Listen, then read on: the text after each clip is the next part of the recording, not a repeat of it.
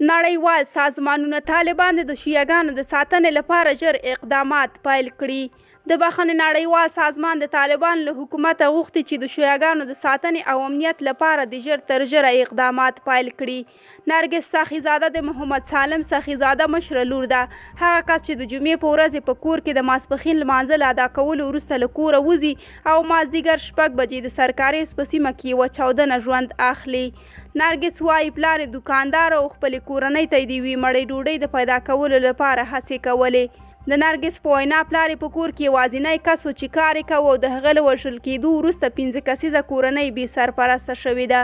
نرګس سخیزاده زیاتوي یوازینی ورور چې له 18 کلن شوی نه دی 2 کاله مخکې په یوه چاودنه کې معلول شو. نرګس وایي چاودنه د دې د پلار د دوکان او یو بل دوکان ترمنځ شوې وه. هغه زیاتوي چاودنه وشوه، ډېر وحشتناک غږ یې درلود او حتی زموږ کورونه یې وښورول.